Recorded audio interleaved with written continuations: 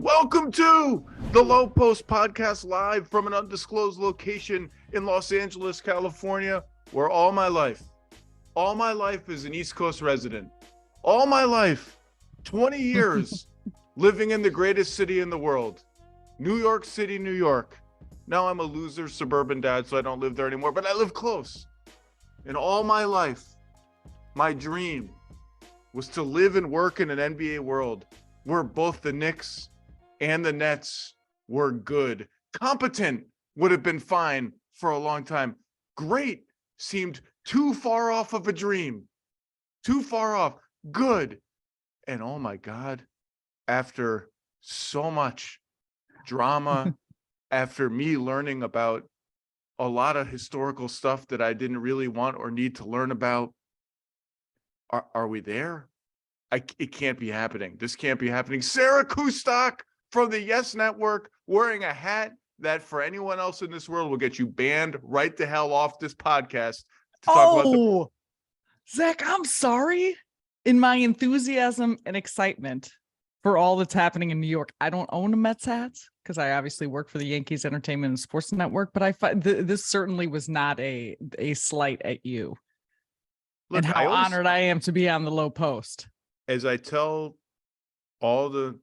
now I'm friends with children now because my daughter has children friends and some of them have older sibling friends, and I've watched now the process of these children picking their baseball teams. Some pick their parents' baseball team, some pick the Yankees, some pick the Mets. I tell them all, look, you should be proud of your own choices, should own your own choices. You should just know that you can choose good or you can choose evil. And you, young Yankee fan, have chosen evil. So just get used to it. Sarah Kustok, how are you? It's so nice to see you and your plants in the background. They're looking really good. The plants. I don't have plants. I just purchased them today because you told me we're on YouTube now. So as you know, in previous Lowe Post appearances, my background didn't look like this. This is just for you, Z. Just for you. You should have, in a joke that you will not get, you should have gotten two ferns and sat between two ferns. Google that later and you will find something. Sarah Kustok, the Brooklyn Nets are 11-2 in their last 13 games. They've won 6 games in a row. They are 4th in the East. That's not a ranking like offensive rating, defense rating. They're just 4th. They're 4th in the East. They are for the season 7th in offense, 16th in defense, and tied exactly, what a bit of serendipity, with the New York Knicks with a plus 1.8 per 100 possessions net rating. And I think the headline is over their last 11-2 stretch, they're 13th in defense, 20th in defensive rebounding, which doesn't sound like much, but when you're coming from below last, that's a big deal. They're getting healthy. Ben Simmons is not quite Ben Simmons-y as he was a few weeks ago when he was rolling and then had to sit out with knee issues, but he's back. Joe Harris is back. Seth Curry's back. Patty Mills will be back soon. TJ Warren's back. Utah Watanabe. People are going to laugh that I bring him up this early in the podcast. Missed 9 games. He's a big deal. You know what Utah's shooting from corner 3, Sarah Kustok? I bet you do. I don't, but it's got to be over 60%. 71%. Oh, look at that. You have all the numbers for me. I just know that I had a cross-country flight today with all else to do, and I'm punchy because we sat on the tarmac for a long time, so I'm going to swear. Say Sorry, that again, producers. Over 70%. 71%. And look, I wrote a 10 things item on Utah years ago when he was in Toronto about his closeouts, his technique closing out the shooters on defense. Mm-hmm. And there was some snickering on the internet, I remember, from Raptors fans who loved Watanabe, but were like, whoa, that's a deep cut. Like, Zach is highlighting Utah's closeouts. And I remember saying, like, this dude is a jump shot away from being a good NBA rotation player because he does everything else pretty damn well. Now he's a good NBA rotation player. Sarah Kustok, the schedule has been easy. This was clearly Brooklyn's time to get fat. Okay, Toronto without Van Vliet and Siakam, Portland without Lillard, Orlando without any functional guards, the Hornets without LaMelo Ball, Atlanta without Murray and Collins, but Ben Simmons missed a bunch of games, all those other guys. Next 4 games, Warriors, Bucks, Cavs, Hawks. Please just tell me, please, that it's not all going to come crashing down. Please tell me that the vibes are good. Everything's good. It's going to stay good. No one's going to tweet. The Instagram accounts have been disabled. Can we just move on and be a basketball team? God damn it. Can we be a basketball team? Z, I can't see into the future, but I can tell you vibes are high. And I obviously am around the team, call the games. I think oftentimes when I have a positive outlook on things, it's on the basis of, well, of course you're going to feel that way. These guys are having fun. They're playing for each other. You hit a lot of the highlights when you talked about the differences in how they're playing defensively. That starts with a level of communication, a buy-in, an engagement. The rebounding factor has been huge in their improvement. Again, do the numbers look great? No, but that jump has made a major difference. And that's been a collective effort of this group. Jacques Vaughn, I cannot say enough great things about. You want to talk about someone who brings that juice and guys drink the Kool-Aid, because he not only has a infectious energy, he has a organized game plan. The entire coaching staff, but it starts with JV, his in-game adjustments, how locked in he is with the communication with all players. But you watch him and Kevin, you watch him and Kyrie. It is something that has been fun to see. And add in the fact that Kevin Durant is playing at an MVP level. Him and Kyrie Irving are both, you got a 1-2 punch of those two playing at the same time together, same games, which I think we hadn't always seen when they were on the floor together. The lineup. Yeah, go ahead. 30 points, 6.5 rebounds, 5.5 assists, 56.5% from the floor. It shocks me when he misses. It shocks me when he misses. That's a joke. To shoot 57% on these kind of shots. I could go on forever about this, and I won't, because I know we have a lot to get to. The efficiency of which he's shooting when he is seeing double teams, different coverages, what he is doing in terms of making shots, that he's got guys draped on him. And also it's the facilitation. You talked about Utah. And Utah's a guy who kind of jokes. He's like, well, of course I'm getting wide open looks because look at who I'm playing around. But the balance of guys not forcing things, the less we talk so much with both Kevin and Kyrie because they can do it, but about the isolation basketball, it has been so much less of that. It's been quickness of decision making. It's been getting everyone involved, the touches, the energy the ball feels. So to answer your original question, yeah, are these teams that they maybe should have beaten a nice little stretch in the schedule, but you're still playing the teams that are in front of you. And it's less about, to me, in watching them, it's less about the record, it's less about the wins, it's more about how they're doing it, the style of play. They've figured out an identity, and that's where I think there's carryover. Well, the rebounding stuff, I mean, you just watch the games and you see it. They've committed to gang rebounding. Everyone is crashing back. They've sacrificed fast breaking for gang rebounding, and it's working for them. Durant is, by the way, 63% on twos. That's a joke. Those defense, are mid-range looks. His numbers are things that you would think is a center catching lobs. His defense he's all the way bought in on defense. Deflections, shot blocks. Last night, we're recording this Monday afternoon. Last night they played the Pistons. Marvin Bagley tried to post him up, and I started laughing on dribble number one. Like, Marvin Bagley, man, what do you think is going to happen here? It's not going to be good for you. And KD just stripped him, and off they went the other way. Offensively, you mentioned the two stars, and that's just, I mean, this is a jump shooting machine. That's how this team is built. They don't get to the line. They turn the ball over quite a bit. They don't get offensive rebounds. Their shot distribution is heavy on mid-range shots. They just have makers. They have makers, and they have makers in those two guys who don't need like pristine spacing. They don't need everything around them to be perfect to make shots like that. And I think one of the things that's been interesting about Jacques Vaughn's tenure is he's gone back to, we have to see what we have with Simmons and Claxton on the floor together. We have to, because Claxton is playing at a borderline all defense level. he's getting enough shot creation, like out of the pick and roll and his fake dribble handoffs and all the quirky stuff he does, to make you think, okay, neither of these guys can shoot free throws. By the way, Ben Simmons has 18 free throws the entire season. He's 0 of 2 in the last 6 games combined, 0 free throws in 6 games.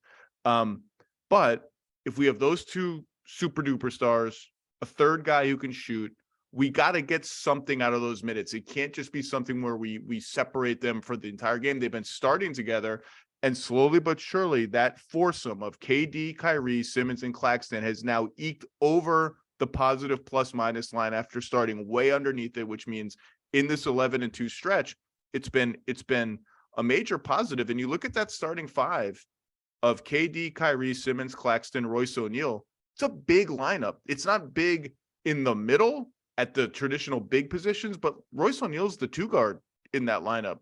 And they're switching everything. They're scramming Kyrie out of the bad matchups on the back ends of those switches. And then when they downsize and they play one of Simmons or Claxton with Warren and Watanabe in the rotation, they have more options where they can play those lineups without going so teeny with like 2 of Patty and Seth and Kyrie. You all along, you could see the blurry outlines of what this team was supposed to be. And it was just a matter of like, can we just see the team? Well, to their credit, we've finally seen the team. It's not as good as Boston. It's not as good as Milwaukee. Those teams are amazing despite Boston's offense going in the toilet in the last 10 games. But it's pretty freaking good. And it's right where I thought it would be at the beginning of the season when I had them in that second tier of Eastern Conference playoff teams. I thought Philly would be ahead of them, but this is about where I thought they would be. And then it all went haywire. And I thought, honestly, I thought it was over. It might still be over. Kyrie is still going to be a free agent after this season. We have learned it's Charlie Brown with the football. We've learned over and over again that we're one tweet away from disaster.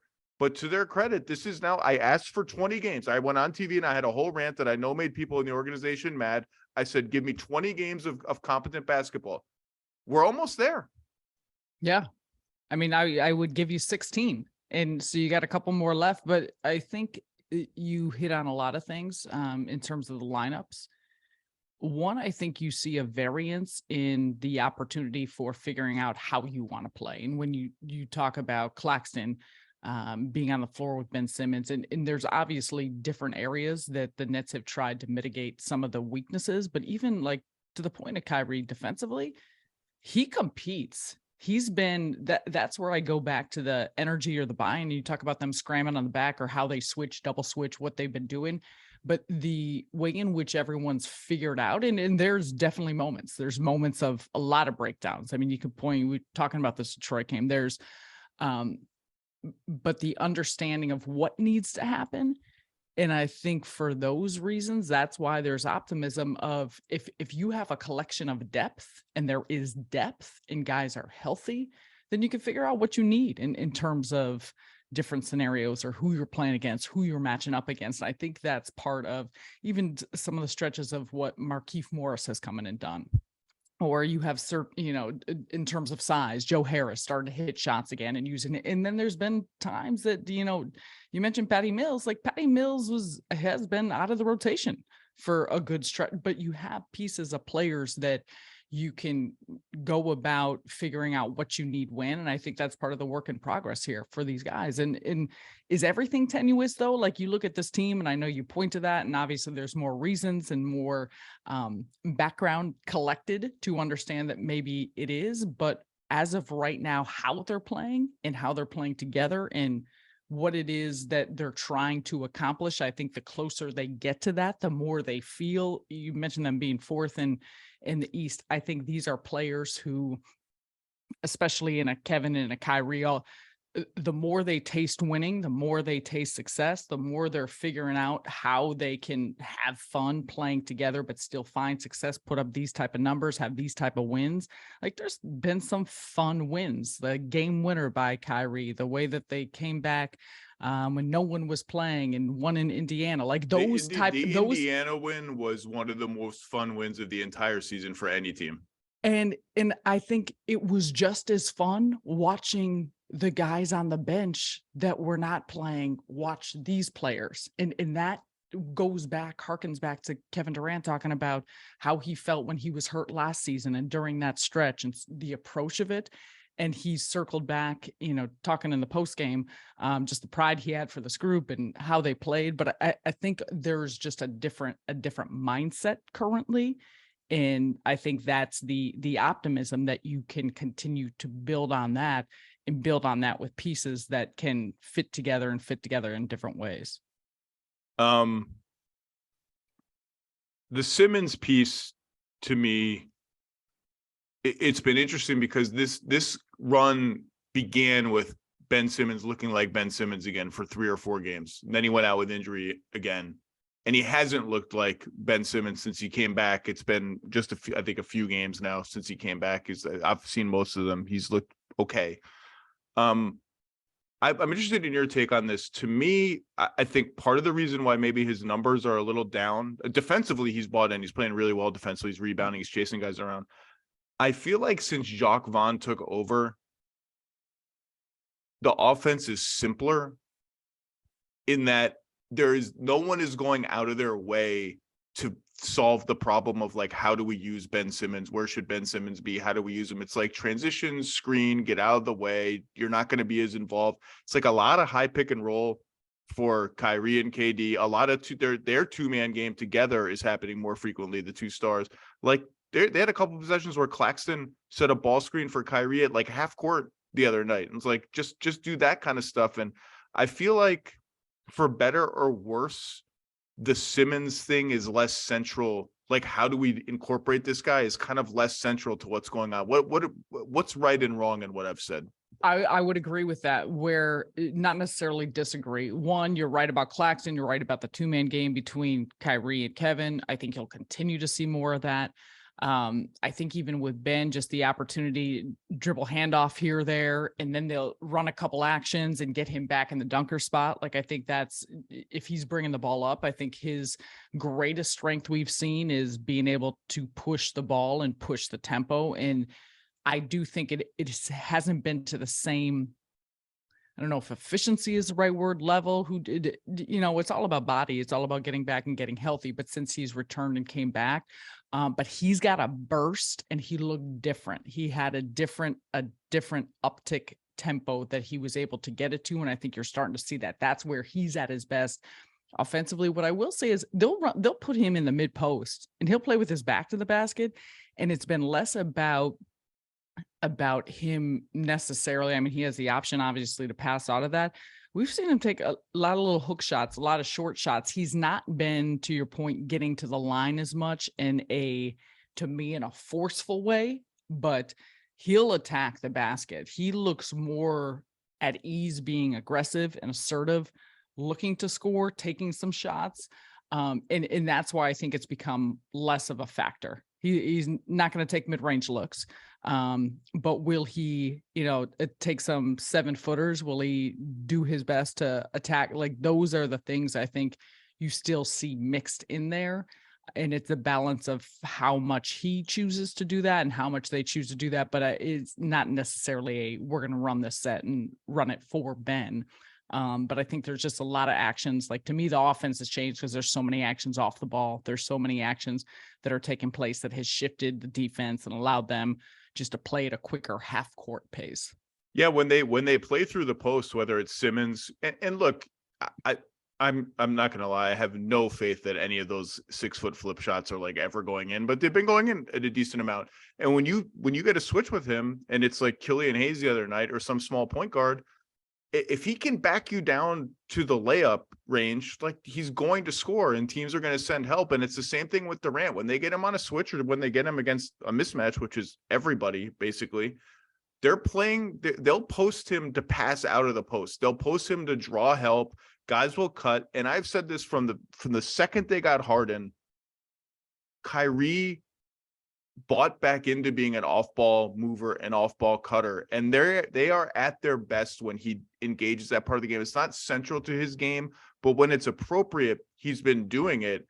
And I have a couple of clips lined up for a column item maybe one day where he's cutting in. Watanabe found him on one. Durant found him on one. that's when they're at their best. And they've just, look, we all know this is going to be a good offense, and they're up to 7th. They're 4th in the last 15 games. It's the defense that is going to kind of define how far this team can really go. They still foul the hell out of everybody. They've been merely average in this stretch. It's not like they've been great, but average, that was always the roadmap. It was the roadmap when they had Harden, was average defense and blow you out of the water offense. Well, they're not going to, this offense, I don't think is going to blow you out of the water, but it's pretty damn good. And, you know, defensively, I don't really know how they're doing it, but they're not allowing a ton of threes. I guess the switching helps. They limit dribble penetration, but they're allowing a ton of shots at the rim. Switching a lot and letting teams get to the rim is suboptimal, but they're cleaning up the mess. And that's where Claxton. They're leading the league. Like, they're leading the league in blocks. And there's been so that's where I think it's hit or miss. You know, you have times where you have some nice rim protection, then you have some where there's wide open looks and guys are just get to the basket with a whole lot more ease. But I think that ability to protect the 3-point line makes a difference. And I also think, though, that's where they've been susceptible with giving up rebounds. When you're switching that much, when you're getting out of position, when you have a lot of those long rebounds, that can hurt you. But that's where I think the buy-in, guys getting back, and that to me will be the big test. How much are you, because even in stretches in the early part of the season, they were pretty decent defensively. Because you look, Kevin Durant, you got Nick Claxton, Royce O'Neal, I went Ben through Simmons. These guys These are good. They're good, rangy but defenders. they would get the initial miss and then just not get a rebound or not get it. And that's the stuff where I think they've improved. Can you sustain that? Can you consistently get better at that? That to me will be the big questions. But with that being said, that's why offensively too, them getting some runouts, them getting into early offense, not allowing teams just to set up in their half court and figure out how they're trying to slow down Kevin, how they're trying to get the ball out of his hands. That type of stuff obviously has benefited them. Yeah. And I don't think there's any magic fix for the rebounding other than everybody has to try really hard on every single possession, because this team as is small. They're just small. Claxton is skinny. The behemoths of the league are going to push him out of the way. And like, the difference is when you're giving up a 35% offensive rebounding rate, you can't win in the NBA. You just can't. It's volleyball for the other team. It's too many second chances. When you're at 28 or 29, you're just like a normal average to below average offensive rebounding team. You can win. Those 6 or 7 chances or per game are the difference between winning and losing. And that brings me to where we should go next, which is suddenly the conversation about this team needs to shift to, are they going to be buyers at the trade deadline? From like a month ago, and I'm not guilty of it because I don't know what the hell is going to happen, but it was all, who's going to trade for Durant, or the calls are going to come in for Durant, blah, blah. Now it's, well, they have an extra pick from Philly. They have their own pick to trade in 28 or 29. They have a bunch of mid-sized contracts, all of whom are linked to players who play real minutes on their team, whether it's Joe Harris or Seth Curry or Claxton or Royce O'Neal. Is there something they can do to shore up their rebounding, to shore up their defense? And everyone's going to be obsessed with the center. Can they find a center? We can go through the names, but everybody gets excited about these like low cost or like buyout market centers.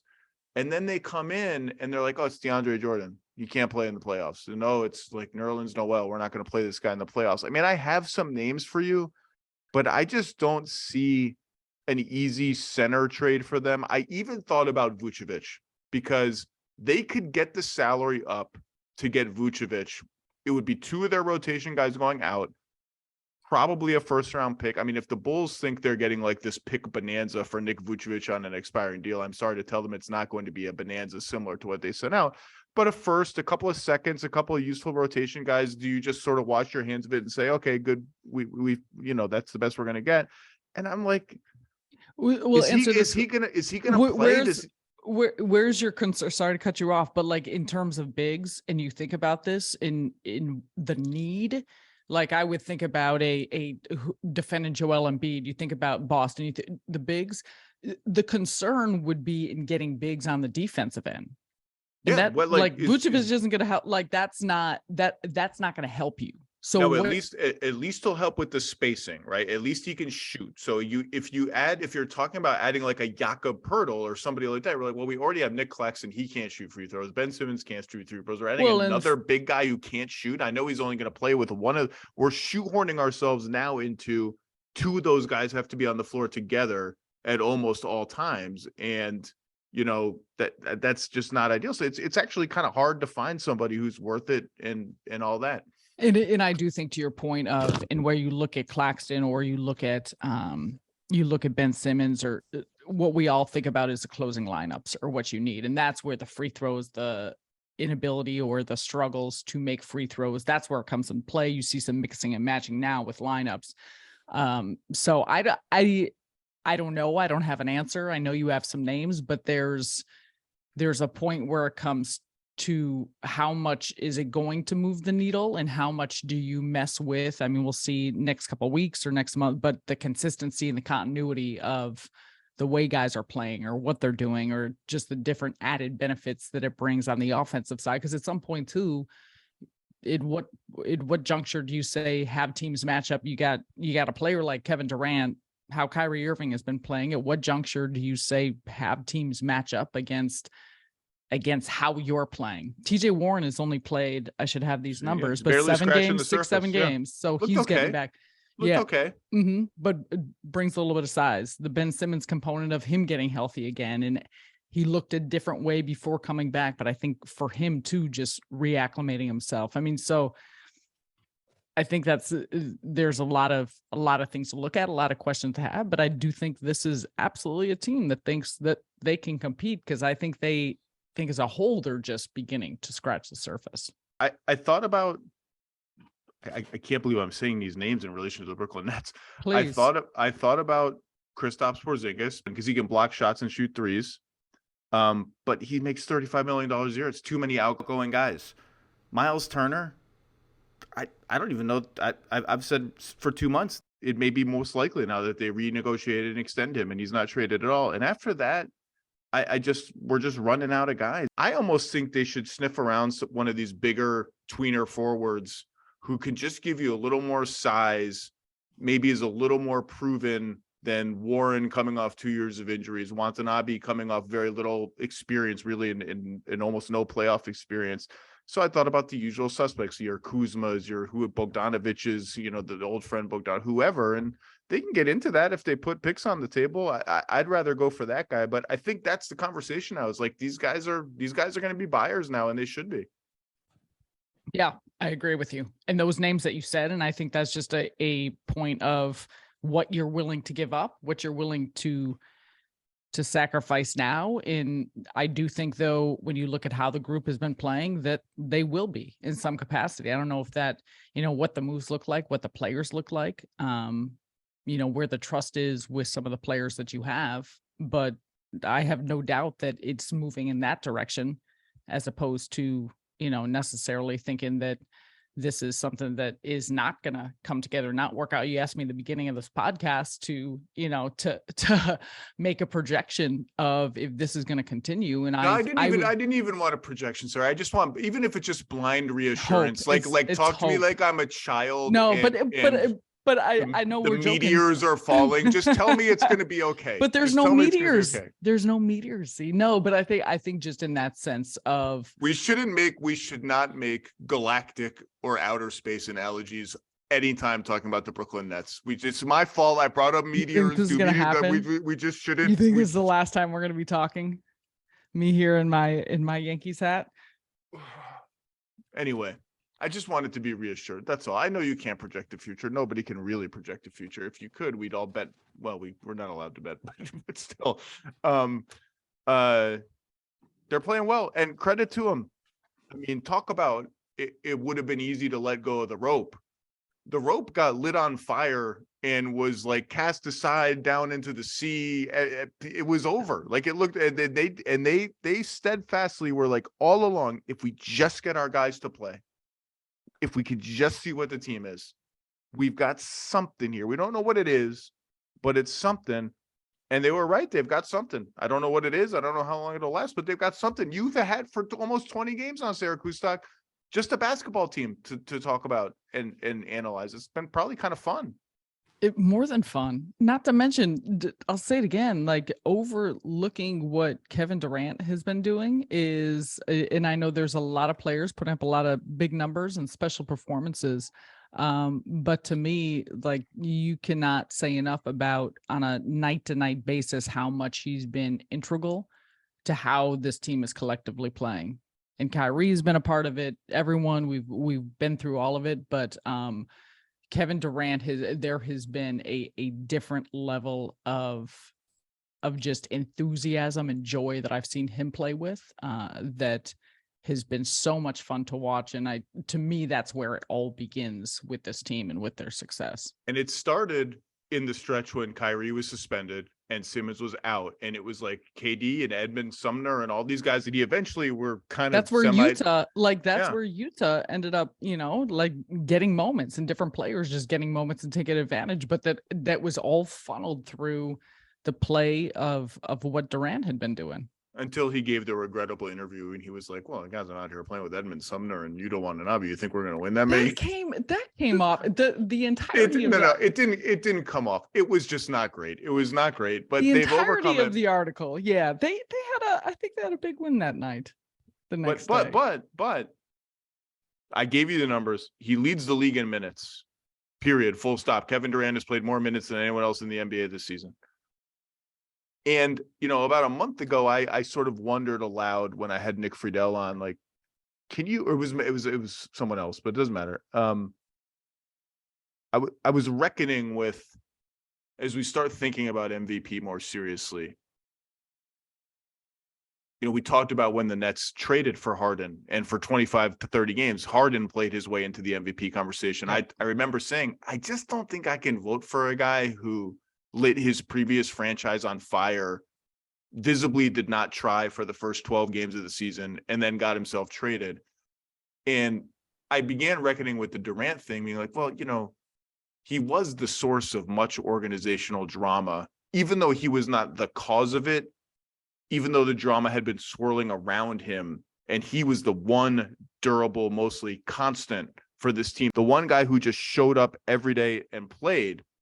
And so you couldn't blame him for being discontented, but then his discontent was like fire on top of fire on top of a fire, and he requested a trade and rescinded it, and then he asked for the coach and the GM to get fired. And I reckoned with, like, can you do that and then win MVP? I didn't know the answer. I just raised the question.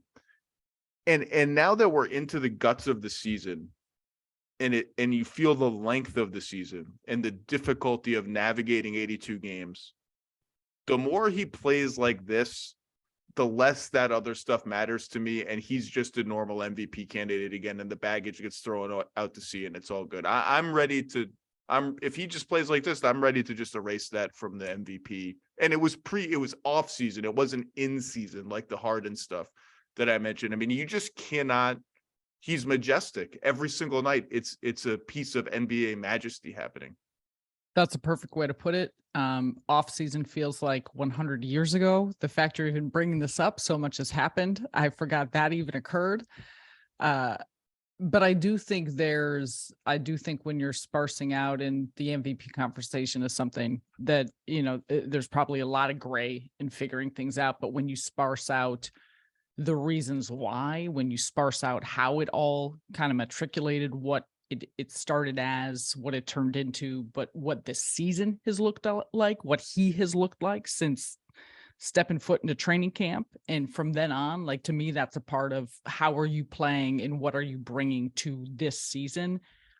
And that's where I would think, pending what happens, obviously, just in general, but that to me wouldn't even, at this point, move the needle of being a negative or a takeaway of him being in the discussion, being in the conversation, especially considering the fact that, to your point about the longevity of the season, I mean, we're still sitting here in December. So there's a long way to go. And I think with that being said, it turns more into the performance, the play, and what he's doing, contributing to his team's success.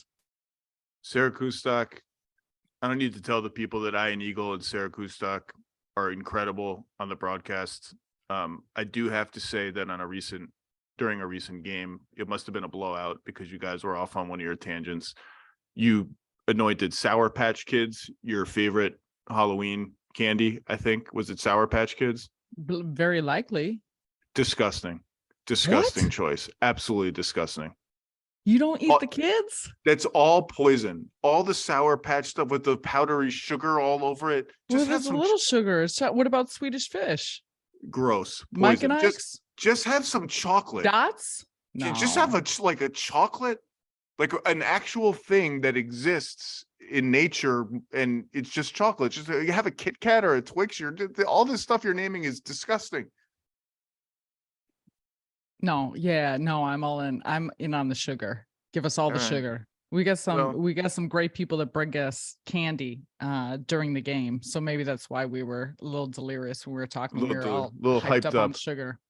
Sarah Kustok, just one of the absolute gems of the business. I can't wait to see you at a Nets game soon, and knock on wood, we just didn't jinx everything, but it's great to see you, and I'll talk to you soon. If you did, I know where to come back to. Thanks, C. All right, let's transition to what some, not all, but some would say is the real team. Most, let's be honest, the real team of New York City, the New York Knickerbockers, who have won 7 games in a row. They are 14th in offense, 9th in defense. In that 7-game stretch, they have the number 1 defense in the NBA by a mile. And at the beginning of this season, Ian Begley from SNY, it's great to see you. At the beginning of the season, we previewed the Knicks, and I said, you know what? Let's preview the starting 5. Who's it going to be? And I said, let's get Evan Fournier all the way out of here and put Quentin Grimes, after all this hype, after he was the piece they wouldn't deal for Donovan Mitchell, allegedly, reportedly, in some offers, whatever. And then Quentin Grimes had a foot injury, and the whole season was awry. Well, now Quentin Grimes is starting. Derrick Rose is out of the rotation. Evan Fournier is out of the rotation. Deuce McBride is in the rotation. They have a 9-man rotation. They have a rotation where Barrett is playing with the bench, where he gets to eat a little bit. You know, it's Barrett and the bench guys. They have Immanuel Quickley, who's kind of become their 6th starter. He plays with the other 4 starters in place of Grimes and then in place of Barrett. They're defending like hell, getting a little lucky from 3. The schedule's been forgiving in this 7-game stretch, but you got to win the games that you should win. They play the Warriors. We're recording this Monday night. They play the Warriors in about 24 hours without Steph Curry. So Steph Curry can't just blast this winning streak to smithereens like he otherwise would. Ian Begley, when the Oklahoma City Thunder hung like 140 on the Knicks at home, and then Dallas hung $1 million on them somewhere. I can't remember where. It was in Dallas and New York. It felt like it was teetering. Yeah. And like the Nets across the river, where it was teetering in a much different and more dramatic and public way, the Knicks didn't implode. They didn't wobble. They kept fighting. They went all in on defense. If you can't guard, you're out unless you're one of our star players not playing. And it's worked. And the way you see it working is not only the defensive numbers, even if it's a little bit of luck, they're still doing the other stuff really well on defense. It's working, and the way you see it working is like, for the first time in what feels like forever, the starting lineup is good. The starting lineup is building up leads. This is fun, Ian Begley. The Knicks. This is fun, Zach, and this is the starting 5 that I think would have been on the floor opening night if Quentin Grimes was healthy. You referenced it, the foot injury.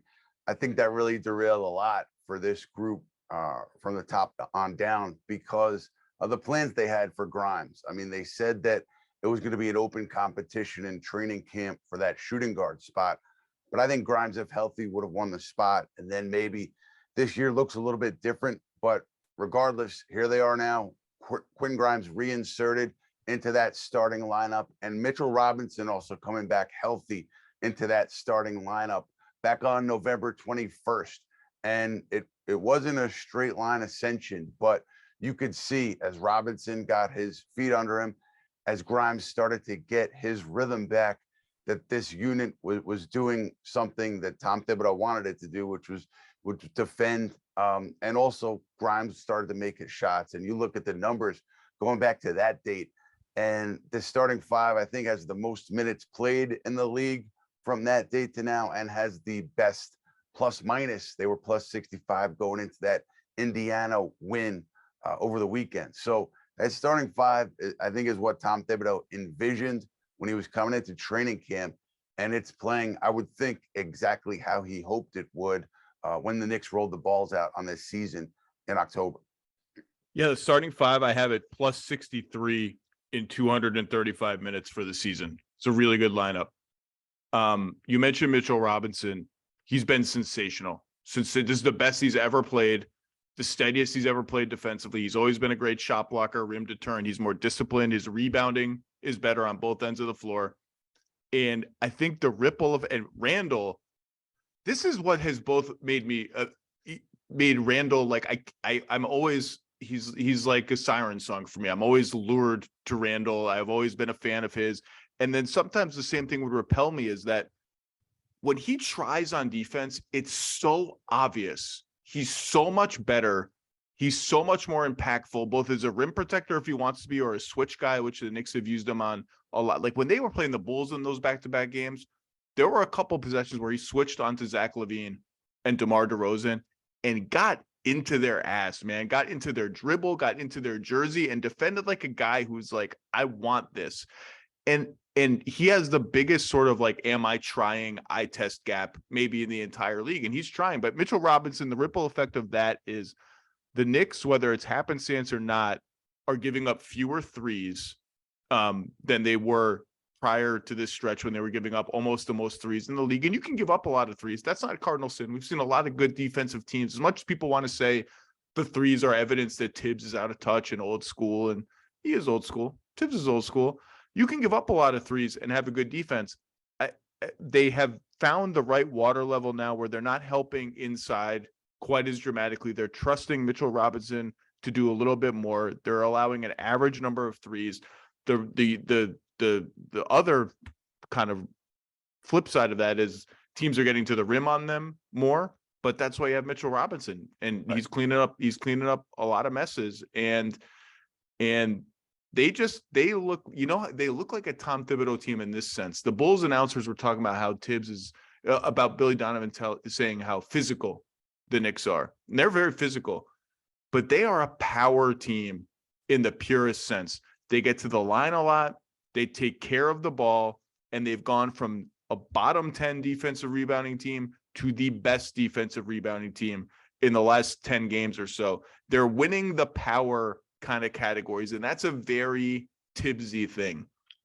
Yeah, it's remarkable when you look at, you mentioned the three-point shooting and the three-pointers allowed, and you look at that adjustment that Tom Thibodeau made after the Dallas game, that when they got crushed at home, he said, all right, I'm going to go down swinging here if I'm going to go down, because there was a lot of questions about his job security at that point.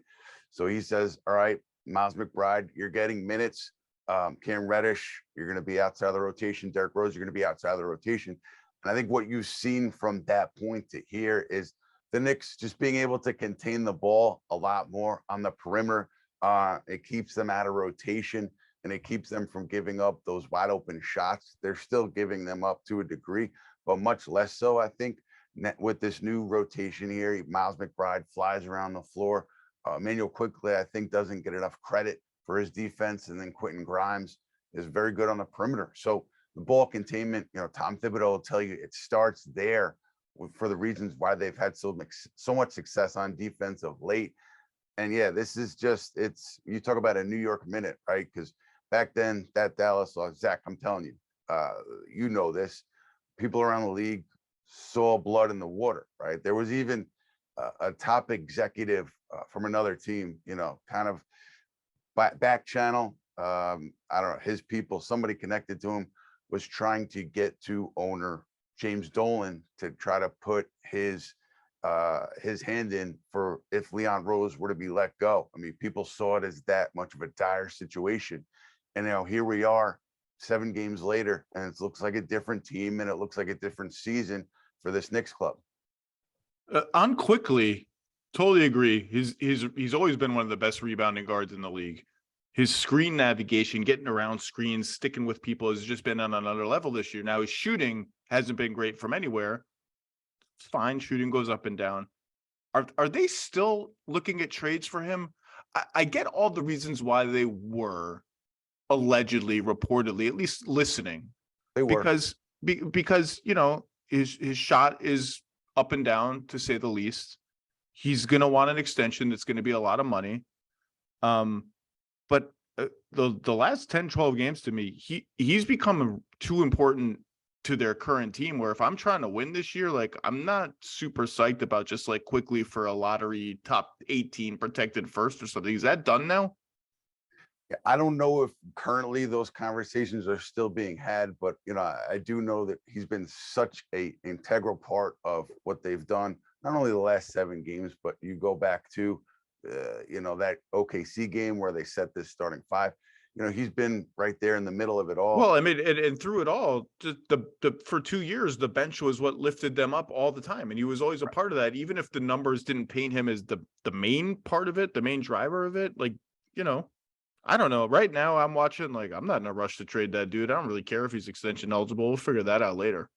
Well, that's the thing, right? Like, because you look at him and you look at Obi Toppin, both extension eligible, but if you get them on deals that are, within reason, and they continue to play the way that you, as the organization that drafted these guys, hope they would, those are tradable contracts. Those are things that those are decisions you can make after this offseason, after you extend them. So I know coming into the year, people in touch with the team felt like they were not keen on extending both of those guys, but they also have to win games, right? This is not a season where you can punt midway through the season and expect to keep your job, quite frankly, if you're Leon Rose and William Wesley and Tom Thibodeau. So these guys have to win games. They know that. It's just an interesting set of decisions here with Quickley.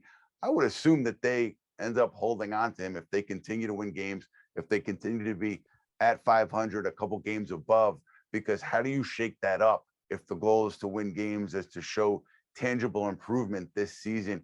You can't go ahead and trade one of the players in this tight rotation just for a future pick. You can't do it. And I think Toppin is good. I've always thought Toppin is good. I can't believe how much I'm enjoying the Jericho Sims, Isaiah Hartenstein duo double center look that they're using while Toppin is injured. I said this before. Put Jericho Sims in the dunk contest, man. That guy might be able to dunk on like a 14-foot hoop. It's ridiculous. But those guys are playing well. I would pull the plug on whatever was going on with Quickley. And look, like, I don't think this team's like great. In those last 7 games, opponents are shooting 27% on threes. I mean, that's not going to last. Now they're shooting pretty well on 2, so maybe it balances out a little bit there. Schedule will get tougher again, but we talked about it before the season. Like, you and I were both, relative to consensus, a little higher on the Knicks. I took the over on the Knicks. I think it was like 42.5. I was like, I think they're a little better than that.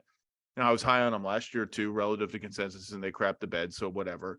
I was wrong then, but I thought this team was somewhere from like 6 to 10 in the East, in the play-in race for sure. That's probably, I mean, as nice as this 7-game win streak is, I don't think it's like really changes the even medium term outlook for the franchise. I'm not sure that if you thought not trading the whole kit and caboodle for Mitchell was a mistake, and I said at the time, like, I'm not really sure how I feel about it. Like, I think it was fine for the Knicks to not do that, considering their situation going into the trade. I didn't have strong objections to them holding fast to what they had. But if you thought it was if you thought it was a mistake at the time, I'm not sure this streak like proves you wrong that they should have gone all in for Donovan Mitchell. I we'll see. It doesn't prove that they were right, rather, to exercise that discipline. The jury's going to be out on that for a while. I don't know what the longish term plan is really still, but I know that part of the plan has been to try to be competent, and this team looks competent. And a big reason for that we should probably talk about now, probably should have led with it, is Jalen Brunson is really, really good and has fit into what the Knicks did well stylistically before he got there, given them more avenues with which to do it. It done his job really well and just stabilized everything. He has been really good for them. I said it in July. I don't get why everyone is freaking out about this contract. I said it might not be an A, but it's a B. It's fine. It's fine. Like, he's good. Well, I think it's more than fine. And I think, Zach, you talk about on the court and also off the court, the way I think he's stabilized the locker room there. Because if you look at the Knicks teams that have struggled, the past 5-10 years, those teams, they lose a game like that Dallas game at home that we referenced, or they lose a game like that Oklahoma City game that we referenced, where they gave up 145 points in regulation. And I was hearing about the heightened scrutiny on the group from ownership. So I'm sure the players were hearing about it. I'm sure the coaching staff was hearing about it. You saw those Knicks teams over the past 5-10 years, more or less kind of fall apart in those situations. But Jalen Brunson, I think, has this steadying effect on this group where they kind of put things in the rearview mirror very quickly and they move on to the next game. And of course, he's very invested in this Knicks team succeeding because, they brought his dad in on Tom Thibodeau's staff.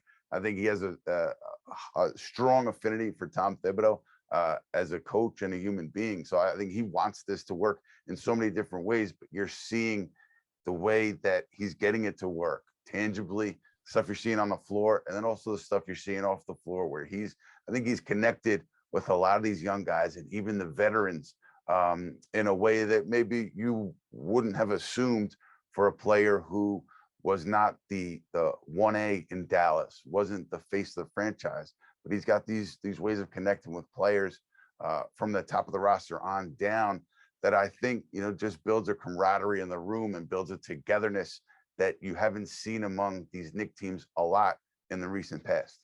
And having a real point guard who's a plus offensive player, a good shooter, good creator, good ISO guy, all that stuff. It's the reason why you can take Derrick Rose and Evan Fournier out of the rotation, is because you have that guy alongside Barrett, who is endlessly fascinating to me. On some nights, I'm like, where is he lost within this offense? Where is he? Does he have to scrounge for his points? And then he plays with the bench and he can do more. I don't know what, but he's not shooting well, but he's okay. And Randall, like, they have enough creation now where they can just say, we don't need Derrick Rose, we don't need Evan Fournier. And it's because they have Jalen Brunson. And what I meant before by fitting into what they used to do when they were good 2 seasons ago, and then amplifying it, is they're a unique combination right now, at least, of when we think of like power teams, like, it's not like this offense has suddenly become creative and stylish and, Julius Randle's like moving it and doing that. There's still like a fair amount of pound the crap out of you one-on-one in the post. It's not a beautiful offense. The spacing gets clunky, but they just have more vehicles to do that in creative ways now. Like Brunson will come down the floor and he'll run like a guard pick and roll to get a switch that he likes better, a littler guy or a worse defender, and he'll just start pounding that guy, draw help, kick it out. Brunson and Randall have a nice little pick and roll combination going both ways, where you have a decision to make, like, am I going to switch it, or am I going to try to hedge and recover and maybe give up an open three? If you switch it, you've got mismatches both ways. They go into their bully ball and play out of that. And when Randall's not involved in the central like pick and roll action, you gotta run pick and rolls with Mitch. He's a great lob catcher. They're doing a smart job of, like, sometimes he's in the corner, sometimes he's in a dunker spot, sometimes he's on the other side, opposite wing, waiting to run a dribble handoff. It's not a sea change in how they play. It's still kind of brutality basketball, but it's more variety to it and less predictability to it. And mostly because of Brunson. Like, Randall will run pick and roll with Robinson too sometimes, and Brunson will be over here. He's fit into exactly how they want to play.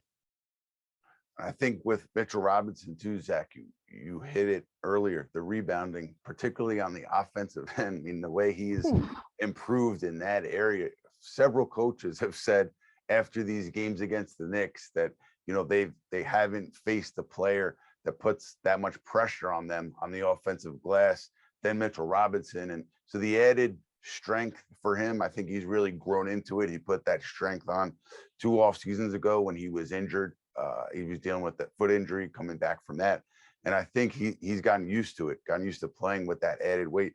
And he's a force down there. And he's not a player who obviously is going to take much away from you, demand anything from you. Offensively, he's going to finish possessions around the rim and not ask to do much else. And I think that also fits the 3 guys that you were discussing, Jalen Brunson, RJ Barrett, Julius Randle, really well, really well. And, you know, Quentin Grimes, now that he has slid into that starting role, he's another guy that he's not going to, you don't have to run plays for him. He's not a high usage guy. So you put those 2 around the mid 3. I think I saw online that Jalen Brunson, RJ Barrett, Julius Randle have been nicknamed the mid 3. It just works right now. And is that a real thing? Yeah, I've seen it. Okay. I've seen it all over the place. And more so Knick fans mocking it over this last 7-game win streak than using it as derision. But, you know, who knows? Is it sustainable? We'll find out. Does it change the ceiling on this team? I don't think in a big way, but I think it does show you, like, from a macro perspective, that the plan, at least coming into this year and not doing the Donovan Mitchell deal, the plan made sense, because you're seeing what the Knicks had hoped to have on opening night. You're seeing it here over these past 7 to 12 games or so, and it looks pretty good. Yeah. Like I said, I'm not sure the Mitchell non-decision needed to be redeemed. Like, I was pretty okay with it at the time. It looked like it needed to be redeemed when the whole team felt like it was teetering. But I'm not sure it has been redeemed if it needed redemption to this point. A couple of Brunson notes. I mentioned the variety. He's set a fair number of ball screens. I'm looking at the numbers now as the screener for both Barrett and Randle, among all players who have set at least 50 ball screens this season. That's 243 players. Brunson is 3rd in points per possession scored on any trip where he sets a ball screen. And if you zero in on the shots that come directly out of it, he's top 10. Like, he's a really good little screener. And that's what I mean by variety. Brunson isolations, the Knicks are scoring 1.2 points per possession out of a Brunson isolation. That would basically lead the league over a full season, or be close, be top 5. Like, he's bringing the variety and the bullying both at the same time, which is kind of it's weird to think of as sort of brutish offense as also having variety and unpredictability, but they've got that. They've got that right now. Trade deadline, a couple months away still. Knicks still have all the picks, all the protected picks from other teams. They have the Dallas picks still. They got all their own picks. Cam Reddish, we know that they have, they've got stuff to play with. And I think there's the sense that they missed their first big shot with Donovan Mitchell. Maybe they missed it on purpose, or they didn't take it, whatever is the right terminology. And now everyone's focused on all these little things, like, oh, Cam Reddish, can we get a couple 2nd-round picks for him? Maybe. What should we actually be focused on, though? Are there bigger things to be focused on than little fringy things? Here's what I look at, Zach. I look at the record, right? Because if the Knicks were, let's say, if they are 5 games under 500 or struggling as we get closer to that February deadline, I could see them being more aggressive in making a roster altering move to try to get things turned around in the right direction for reasons that we discussed earlier. This group they have to win games this year, bottom line. But if they continue to be around 500, few games over, I don't see them. I'd be surprised, I should say, if they make a big trade at the deadline, because they're showing the step that they intended to show coming into this season.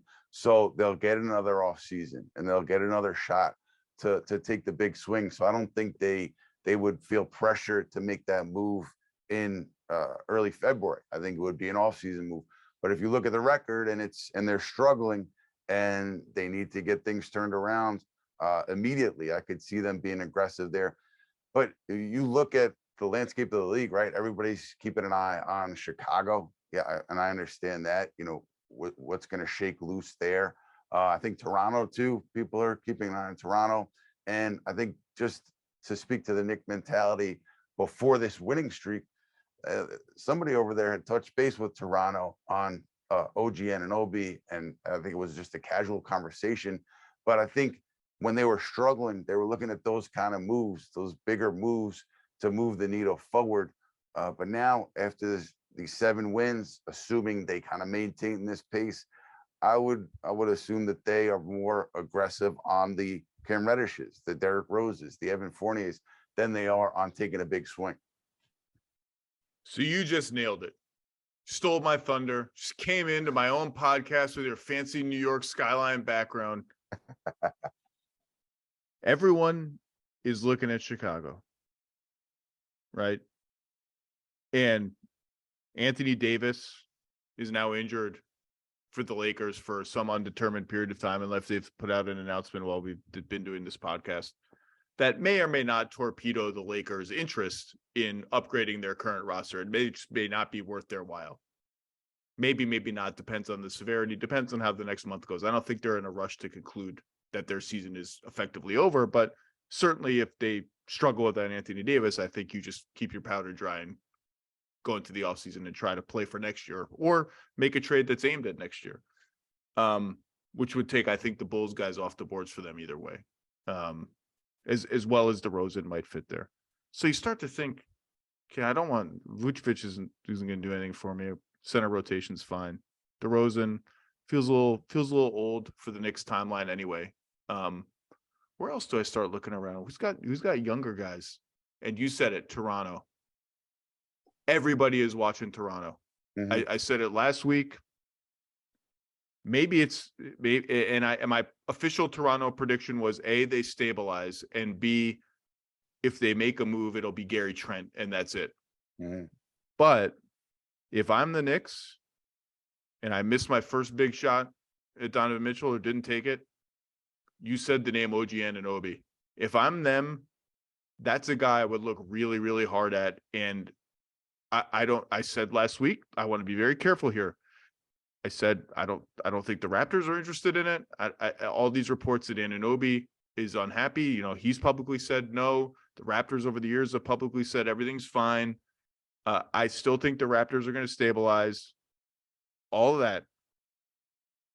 I got bad news for Knicks fans in this sense. If those things ever change, the entire league wants OG Anunoby. Oh yeah. Everybody wants OG Anunoby.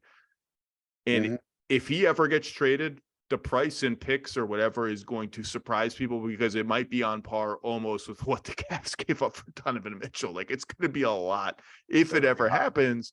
But that's the name. It's hard to find names because there's not that many sellers, and the Knicks shouldn't be in the market for anybody 30 and over if they're going to give up lots of stuff for him. And so you just sort of naturally come down, and you said the name. That's one of the right names. Yeah. Yeah. And I think that, you know, if Toronto decides to go that route, he instantly becomes the top name. I mean, Zach, I'm sure you know this, but, you know, Bogdanovich in Detroit, I think they would ask a lot for Bogdanovich, but, you know, I think he might be the most impactful player, at least right now. I see these reports like Detroit's telling teams they're going to keep Bogdanovich.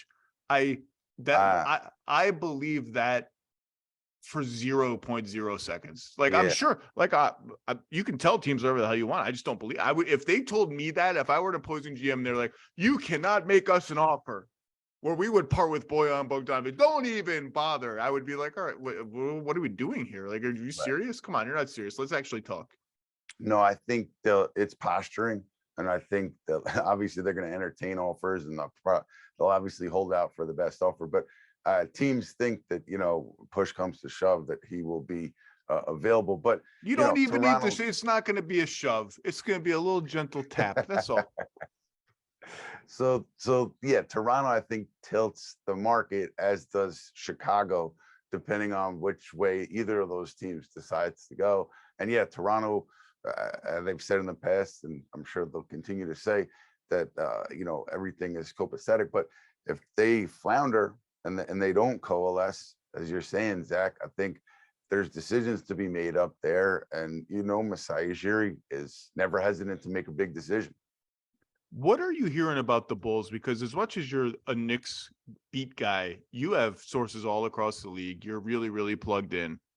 The vibe I got from the Bulls as of a week ago, or the vibe others were getting to, was we're not ready to have this conversation yet. We still want to stick it out with these guys. We just built this team.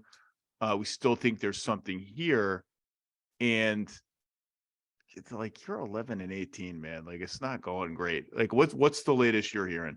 Well, before the Knicks went to Chicago, which was last week, I had checked in just with people that had been in touch with the Bulls, and they got a similar vibe that they weren't in a rush to pull the plug and to blow things up. And it would be a pretty significant pivot based on how the team was built and the moves that they made to get here.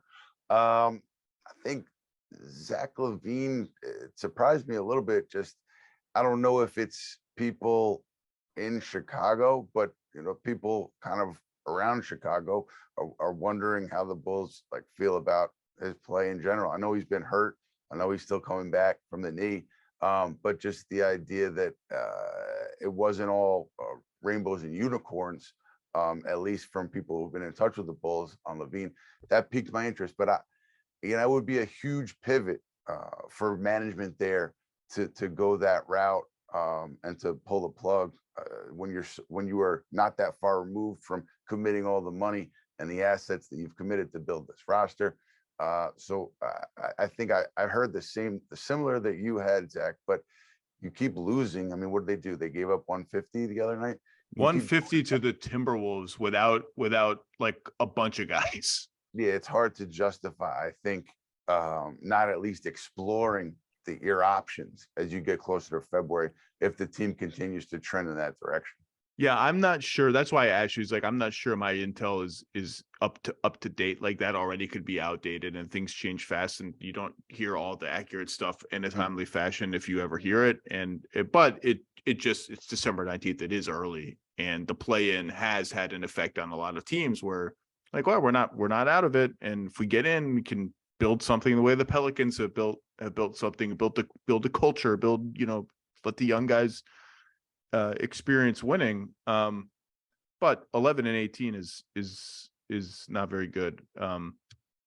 What else? Anything else we need to hit on the Knicks? I mean, it's been a nice turnaround. I don't know what it means really, but it's nice to see them play. It's nice to see them defend the way they defended 2 seasons ago, because I did think this could be a 45-win team on talent and on depth, and those things are starting to show up. Interesting thing to me is, we locally, I should say, Knicks fans and the media, it's easy to get on Tom Thibodeau when the team is losing, because there's so many decisions that he makes and can make on a night-to-night basis when you have a roster as deep as the Knicks are, especially with politics at play with regards to Cam Reddish and others. So you have to also give him credit when he decides to rein it in and he makes a big decision and goes with the rotation as it is right now, and the results are what they are. The thing that I wonder, though, on Evan Fournier in particular, like, he's out of your rotation, he's making a lot of money, and how is it even possible to get anywhere near equal value for him, considering all those factors? So I don't know how they do it. That's why Windhorst mentioned it the other day. I think they're willing to be patient on Evan Fournier. They have no interest in dumping him, salary dump. Partially, I think, because they've done that with so many other contracts from the 2021 offseason, so you can't do that with yet another one. But to me, that's interesting as you approach the trade deadline. How do you maneuver if you want to offload guys and you want to figure something out, maybe open up another rotation spot? How do you do that with so many players that are fully out of your rotation? And teams are not going to teams maybe give you 60 cents on the dollar. So it's going to be an interesting dance for the Knicks as they continue to get closer to that early February deadline. Yeah, I'm not in the business of sacrificing a valuable future asset to get off Evan Fournier. I'm just not. And by the way, he's out of the rotation. The team's winning. You want to draw natural conclusions like, well, he must not be able to contribute anything. Someone will get injured. two guys will get injured at the same time, and you will all of a sudden need a guy who's averaged 19 points a game in the NBA, who can shoot threes, who can run a secondary pick and roll, even if it's not a lot effective. Like, you might need Evan Fournier at some point, just like the Knicks all of a sudden needed Alec Burks to do everything last year. By the way, one point I wanted to make about the variety in Brunson.